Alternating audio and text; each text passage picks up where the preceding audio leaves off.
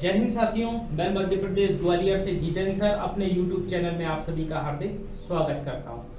साथियों, मैं आज आपको शेयर कैपिटल वाले चैप्टर का जो टॉपिक सिखाने जा रहा हूं वो है issue of share for consideration other than cash, यानी कि रोकड़ के अतिरिक्त अन्य प्रतिफल के बदले अंशों का निर्गमन।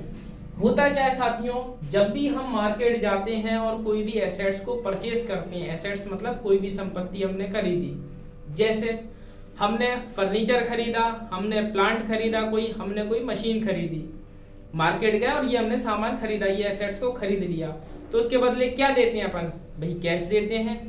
लेकिन यहाँ पर थोड़ा सा अलग है। क्या अलग है कि हम उसके प्रतिफल के बदले में क्या दे रहे हैं? अंशों का निर्गमन कर रहे हैं, इशू कर रहे हैं हम शेयर। ये कंपनी वाले सवाल हैं, शेयर मार्केट वाले सवाल हैं, उनको अपन सॉल्व करने का प्रयास कर रहे हैं।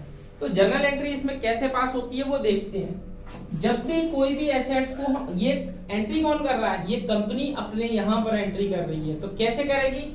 कोई भी एसेट्स जब वो परचेज करेगी तो लिखेगी, हम लिखेंगे assets account debit to vendors account. Vendors का मतलब जिस व्यक्ति से हमने एसेट्स को खरीदा है, यहां पर उस व्यक्ति का नाम मेंशन कर देना है। ठीक है भाई, जिससे भी सामान खरीदा है, एसेट्स खरीदी है, यहां पर उस व्यक्ति का यानी विक्रेता का नाम लिखना है। यदि विक्रेता का नाम नहीं दिया तो फिर आप वेंडर्स ही लिखें। ठीक है भाई। और जो भी एसेट्स आपने परचेज की है उस एसेट्स को आपको डेबिट करना है, क्योंकि वो एसेट्स आपके पास आ रही है। डेबिट व्हाट कम्स इन, है ना। रूल्स तो आपको याद करने पड़ेंगे, गोल्डन रूल है ना जर्नल के। तो यहाँ पर assets account debit to vendors account entry बनेगी। पहली एंट्री, एसेट्स की जगह आपको वो एसेट्स का नाम लिखना है जिस एसेट्स को आपने खरीदा है। यहाँ क्या लिखना है? संपत्ति का नाम। संपत्ति का नाम कौन सा नाम भाई? जिसको भी आपने खरीदा है। मशीन खरीदी है तो एसेट्स की जगह मशीन, प्लांट खरीदा है तो मशीन, एसेट्स की जगह प्लांट, फर्नीचर खरीदा है तो एसेट्स की जगह फर्नीचर। ठीक है। अब इसकी छोटी सी नरेशन बना देंगे साथियों। जो भी हमने खरीदा है अपन लिख देंगे नीचे, बीइंग एसेट्स परचेज, और इसको ब्लॉक कर देंगे। और वही बात है, एसेट्स की जगह एसेट्स का नाम लिखेंगे। अब एसेट्स तो हमने खरीद ली, ये तो खरीदने की एंट्री हो गई भाई। ठीक, ये जो हिंदी लिखी है वो आपको समझाने के लिए की है, आपको समझ में आ रहा होगा। अब क्या करेंगे? खरीदने के बाद वेंडर्स का यानी कि विक्रेता को क्या करेंगे? अपन इसका पेमेंट करेंगे। तो पेमेंट करेंगे तो debit the receiver, vendors account credit हुआ है, गोल्डन रूल है ना। Debit the receiver, vendors account debit, vendors account debit. Vendors मतलब विक्रेता का नाम।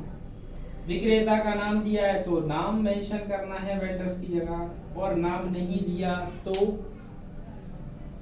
तो फिर आपको वेंडर्स ही लिखना है। ठीक है भाई। अब अगली एंट्री में अपन क्या कर रहे हैं? ये खरीद लिया, अब अगली एंट्री में अपन उसका पेमेंट कर रहे हैं। तो पेमेंट कैसे कर सकते हैं भाई? जिस टाइप से आप पेमेंट कर सकते हैं वो आपको टाइप लिख देना है। तो आप किससे पेमेंट कर सकते हैं इसका भाई? कैश से भी पेमेंट कर सकते हैं। जैसे मान के चलिए कोई 50,000 की हमने कोई मशीन खरीदी, तो हमने कहा कि भाई 10,000 हमने आपको कैश दे दिया, कैश अकाउंट, वो आपको यहाँ लिखना है।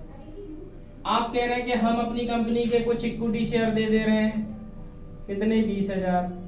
तो यहाँ पर वो इक्विटी शेयर लिखने हैं, इक्विटी शेयर कैपिटल अकाउंट।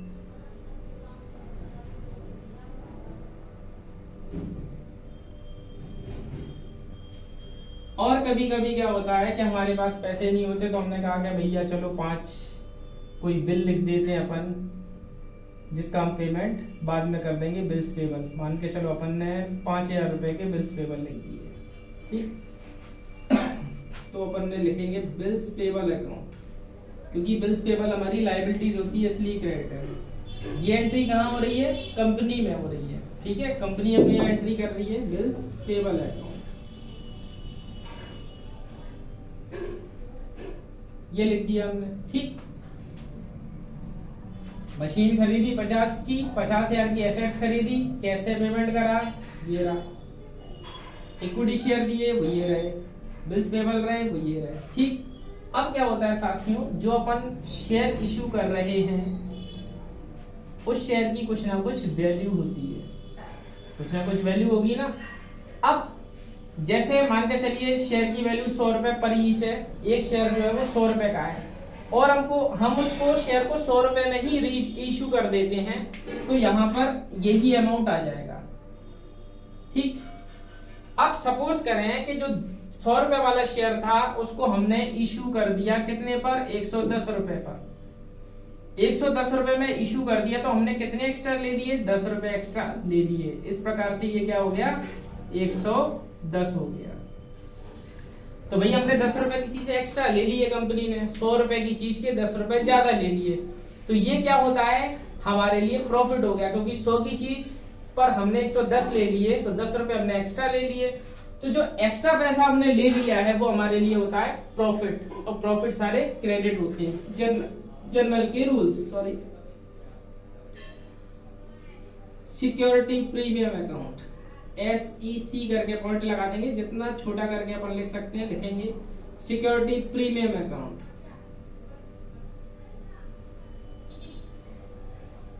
अब जरूरी थोड़ी ना कि 100 का शेयर आपका 100 में ही जाए, कभी कभी 100 का शेयर आपने 95 में इशू कर दिया तो 5 रुपए जो आपने कम लिए वो क्या है, डिस्काउंट है। 100 रुपए की चीज को आपने 100 रुपए का शेयर को 95 रुपए में इशू किया और 5 रुपए आपने कम लिए तो डिस्काउंट हो गया, और आपने पैसा कम लिया तो अपन को क्या हो गया, लॉस हो गया, और लॉस सारे debit. Discount on issue of equity share, equity share है तो इक्विटी शेयर, प्रेफरेंशियल शेयर है तो प्रेफरेंशियल शेयर, है ना।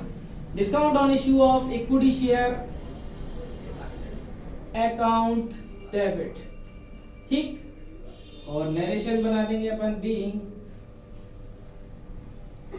इक्विटी शेयर इशूड विथ, अब देखिए विथ के आगे आपको क्या लिखना है, आपने जिस तरीके से उसका पेमेंट किया है।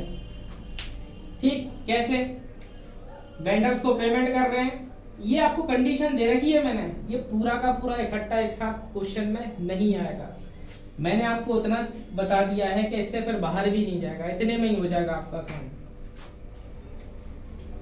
वेंडर्स अकाउंट डेबिट इसका पेमेंट कर रहे हैं, discount on issue of equity share account debit, क्योंकि हम डिस्काउंट में इशू कर रहे हैं, तो या तो हम डिस्काउंट में इशू करेंगे या तो हम प्रीमियम में इशू करेंगे। ठीक है ना, तो डिस्काउंट में इशू करेंगे तो ही डिस्काउंट लिखना है, प्रीमियम में इशू करेंगे तो ही प्रीमियम लिखना है। लेकिन यदि आपने 100 का शेयर 100 रुपए में ही इशू करा तो फिर ना प्रीमियम आएगा ना डिस्काउंट आएगा। ठीक है भाई, इतना तो समझ में आ रहा है ना। यदि प्रीमियम होगा तो प्रीमियम आएगा और डिस्काउंट होगा तो डिस्काउंट आएगा, और अदर देन यदि जितने का शेयर है उतने में ही इशू करा है तो फिर उतना ही अमाउंट आएगा, फिर तो ये भी नहीं आएगा और ये भी नहीं आएगा। ठीक, अब और कैसे पेमेंट कर रहे हैं, यदि अपन उसको कैश में पेमेंट कर रहे हैं तो कैश मेंशन कर देंगे, शेयर दे रहे हैं कितने रुपए के शेयर दे रहे हैं तो वो मेंशन कर देंगे, और यदि बिल्स पेबल के द्वारा भी पेमेंट कर रहे हैं तो बिल्स पेबल का भी अमाउंट यहाँ पर मेंशन कर देंगे। जैसा कि मैंने आपको यहाँ पर थोड़ा सा सिखाया हुआ है उसके अनुसार मैं यहाँ पर लिख देता हूँ। 50,000 रुपए की हमने एसेट्स खरीदी, 50,000 रुपए की एसेट्स खरीदी। अब इसका पेमेंट कैसे करा, 10,000 रुपए कैश दिया, ये कैश लिख देंगे अपन 10,000, जो लिखा है उसी के अनुसार सब समझा रहा हूँ। मैं चाहता हूँ कि इसी में आपको बहुत सारी चीजें क्लियर हो जाए। शेयर कैपिटल कितने दिए हमने, 20,000 के, 20,000 के शेयर कैपिटल लिख देंगे भाई।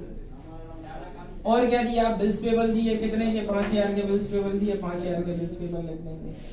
ठीक, और बाकी यदि प्रीमियम में चीज है तो प्रीमियम में लिखेंगे और डिस्काउंट में है तो डिस्काउंट में लिखेंगे। अभी ये इसका पूरा पेमेंट नहीं हुआ है क्योंकि यहाँ पर आपका पेमेंट जाना है 50,000 रुपए, क्योंकि अभी इसमें कंडीशन दे रखी है ना, कि डिस्काउंट और प्रीमियम दोनों एक साथ तो आएगा नहीं, है ना। इसलिए अमाउंट कैसे लिखते हैं वो अपन ने लिखना आपको सिखा दिया। ठीक है, चलिए थोड़ा सा अपन और कर लेते हैं इसको। 20,000 की है, देखो यहाँ पर और कर देते हैं। बिल्स पेबल यदि अपन कर दें यहाँ पर कितने 20 और 30 20,000। यदि हम बिल्स पेबल 20,000 के कर दें तो लो भाई हो गया 20 20 10 50,000 हो गया पेमेंट। ठीक है, इस प्रकार से हम सवाल को सॉल्व करते हैं।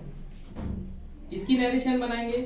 बीइंग इक्विटी शेयर इशूड, आपने जो भी शेयर इशू करें, प्रेफरेंशियल शेयर इशू करें तो प्रेफरेंशियल शेयर लिखेंगे।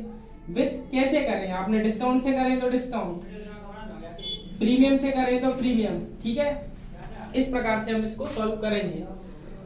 आई होप आपको ये मेरा प्रयास, यदि थोड़ा भी प्रयास ने आपको मदद करी है सवाल को समझने में, तो प्लीज आप मेरे चैनल को लाइक करें, सब्सक्राइब करें और शेयर जरूर करें। Thank you. जय हिंद, वंदे मातरम।